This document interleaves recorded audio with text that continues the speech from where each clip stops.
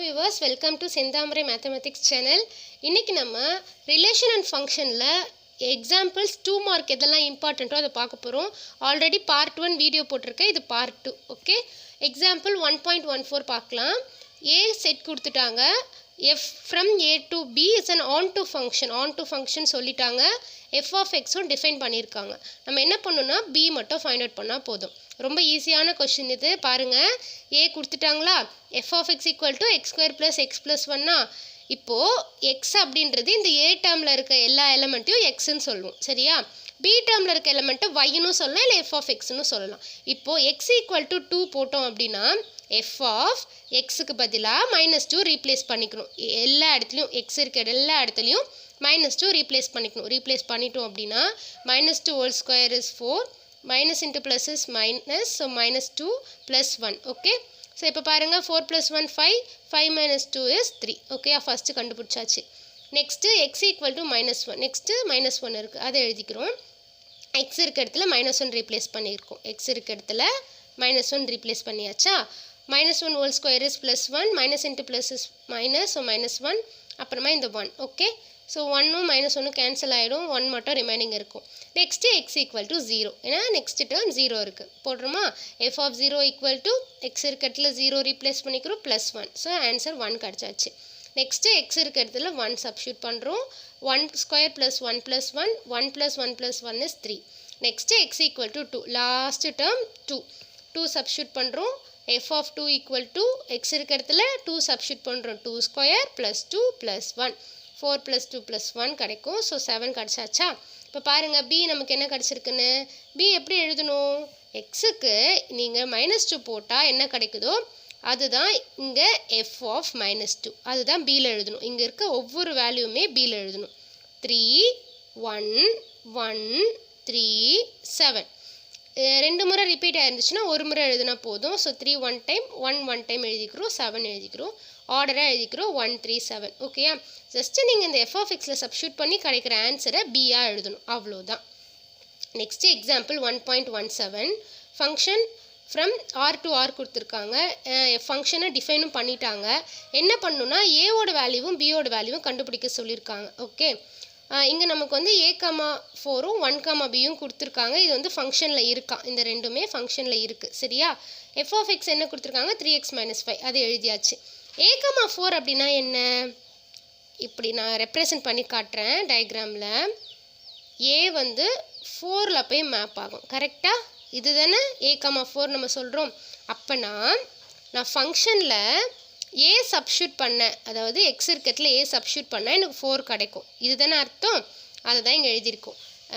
a,4 அப்படின்றது image of a is 4ன்னு அர்த்தமா. So அதனால் f of a equal to 4ன்னு எழுதலாம். புரியுதா? பிக்டோரல் ரெப்ரசன்டேஷன் இன்னும் ஈஸியாக புரியும். சரியா?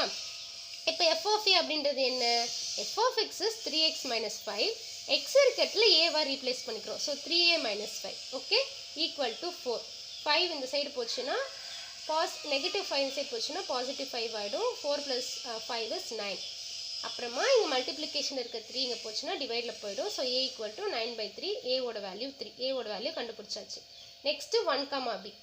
1,b means image of 1 is b, அதாவது இங்கே 1 இருக்குன்னு வச்சுக்கோங்க, இங்கே b இருக்குது.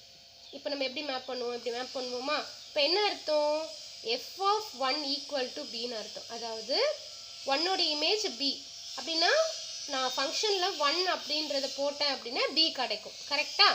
அதனால தான் f of 1 equal to bன்னு எழுதியிருக்கும். f of 1 அதாவது ஃபங்க்ஷனில் எக்ஸ் இருக்கிறதுல 1 சப்ஸ்டியூட் பண்ணும், அதுதான் f of 1. 3x - 5 இருக்குது, இதுதான் f of x.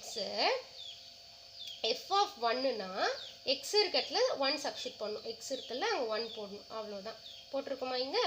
3 - 5 is -2 equal to b, bயோட value வந்து -2. ஸோ ஏவோட வேல்யூ பியோட வேல்யூ கண்டுபிடிச்சாச்சு. Okay, next example 1.19. இதில் எஃப் ஜின்னு கொடுத்துருக்காங்க. இது என்னென்னா காம்போசிட் ஃபங்க்ஷன். இப்படி போடுறோம்ல, இதுக்கு வந்து காம்போசிட் அப்படின்னு சொல்லணும். Okay, F composite g and g composite f find out பண்ண சொல்லியிருக்காங்க. F of X g of x கொடுத்துட்டாங்க. சரியா? இப்போ என்ன பண்ணணும்னா ஃபஸ்ட்டு எஃப் காம்போசிட் ஜி கண்டுபிடிக்க போகிறோம். எஃப் காம்போசிட் ஜி ஆஃப் எக்ஸை கண்டுபிடிக்க போகிறோம். அதை நம்ம ப்ராக்கெட் போட்டு எழுதிக்கலாம். F of g of x அப்படின்னு நம்ம எழுதிக்கலாம். ஓகேயா? இப்போ எஃப் அப்படியே எழுதிக்கோங்க. ஜி ஆஃப் எக்ஸ் நமக்கு இங்கே என்ன இருக்குது? X square minus 2. So g of x இருக்க இடத்துல அப்படியே எக்ஸ் ஸ்கொயர் மைனஸ் 2 எழுதிக்கோங்க. புரியுதா? இப்போ தான் கொஞ்சம் கேர்ஃபுல்லாக பார்க்கணும். என்னென்னா எஃப் ஆஃப் எக்ஸ் அப்படின்றது 2x + 1னா இங்கே எக்ஸ் இருக்கா, அந்த எக்ஸ் தான் இங்கே வந்திருக்கு. அதே மாதிரி இங்கே எக்ஸ் ஸ்கொயர் மைனஸ் 2 இருக்குது, அந்த எக்ஸுக்கு பதிலாக இங்கே எக்ஸ் ஸ்கொயர் மைனஸ் 2 வரும். புரியுதா? ஸோ 2 அப்படியே எழுதிப்பீங்க, எக்ஸுக்கு பதிலாக எக்ஸ் ஸ்கொயர் மைனஸ் 2 எழுதிப்பீங்க +1. கிளியரா? ஓகே. இப்போது 2 உள்ள மல்டிப்ளை பண்ணால் 2x ஸ்கொயர் -4 + 1 வரும். -4 + 1 is -3. Okay. Next g composite F. G of F of x எழுதணும்.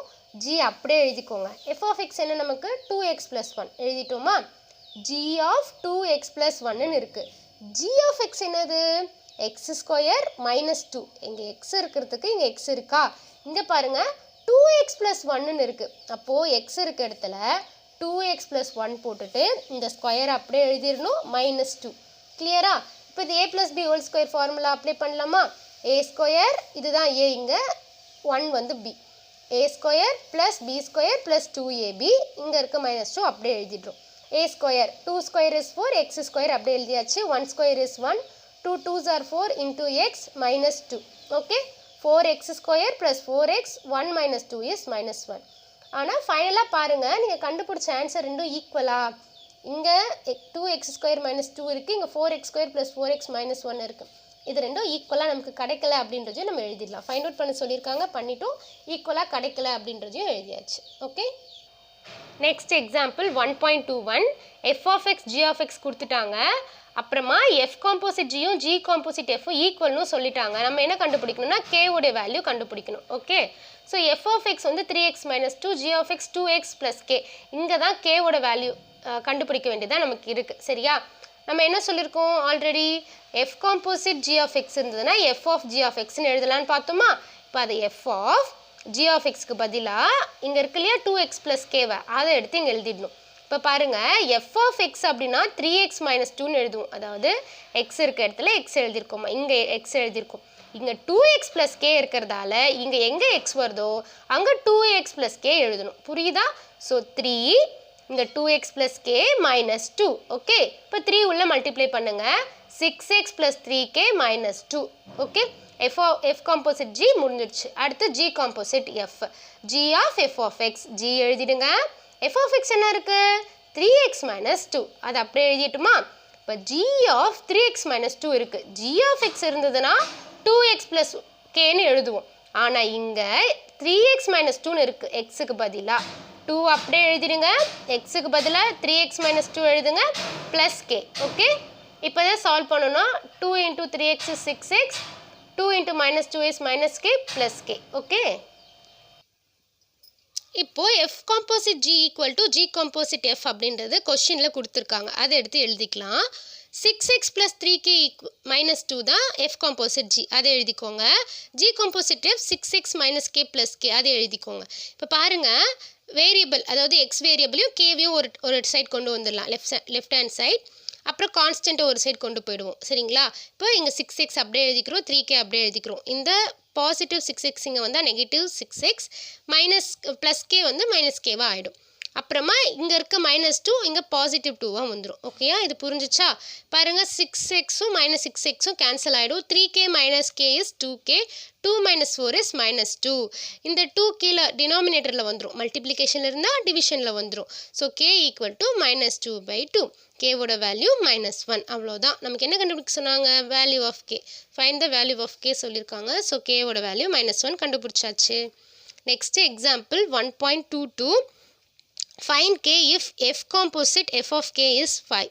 ஸோ இங்கே ஃபஸ்ட்டு வந்து F composite F of K அப்படின்றது 5 அப்படின்னு கொடுத்துட்டாங்க.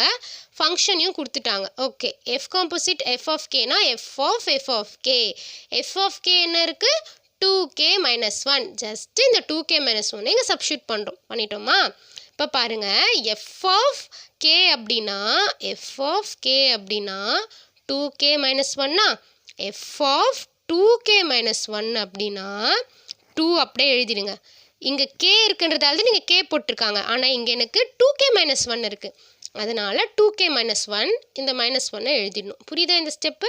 அதை தான் இங்கே எழுதியிருக்கேன். ஓகே, ஸோ இப்போ 2 × 2k is 4k, 2 × -1 is -2, -1. -2 -1 பண்ணால் -3 கிடைக்கும். So 4k - 3. So F composite F வந்து 4k - 3 கிடச்சிடுச்சு. கொஷினில் என்ன கொடுத்துருக்காங்கன்னா எஃப் காம்போசிட் எஃப் வந்து 5 அப்படின்னு வேல்யூ கொடுத்துருக்காங்க. பாருங்கள், ரெண்டும் பக்கமும் எஃப் காம்போசிட் எஃப்ஏ கொடுத்துருக்காங்க. அப்போ நம்ம இதுக்கு ஈக்குவல் பண்ணலாமா? அதான் இங்கே பண்ணியிருக்கோம். F composite F is 5 which is equal to 4k - 3. Okay, so 4k - 3 = 5 நமக்கு கிடைக்கும். 3 இந்த பக்கம் போச்சுன்னா +3, 4k = 8, 4 டிவிஷனில் வந்துடும், k = 8/4. கிளியரா? ஸோ கேவோட வேல்யூ என்ன கிடச்சிருக்கு? 2 கிடச்சிருக்கு. ஸோ கேவோட வேல்யூ 2ன்னு சொல்லி கண்டுபிடிச்சாச்சு. ஓகே, இப்போ நம்ம பார்த்தது part 2 video. Part 1 video already post பண்ணியிருக்கேன். நீங்கள் பார்க்கணுன்னா அதையும் போய் பார்க்கலாம். உங்களுக்கு இந்த வீடியோ பிடிச்சிருந்துச்சுன்னா லைக் பண்ணுங்கள். உங்கள் ஃப்ரெண்ட்ஸ் யாருக்கு இந்த வீடியோ தேவைப்படும் நினைக்கிறீங்களோ அவங்களுக்கு ஷேர் பண்ணுங்கள். உங்களுக்கு ஏதாவது இதில் டவுட் இருந்துச்சுன்னா கீழே கமெண்ட் பண்ணுங்கள். ஓகே, தேங்க்யூ ஃபார் வாட்சிங்.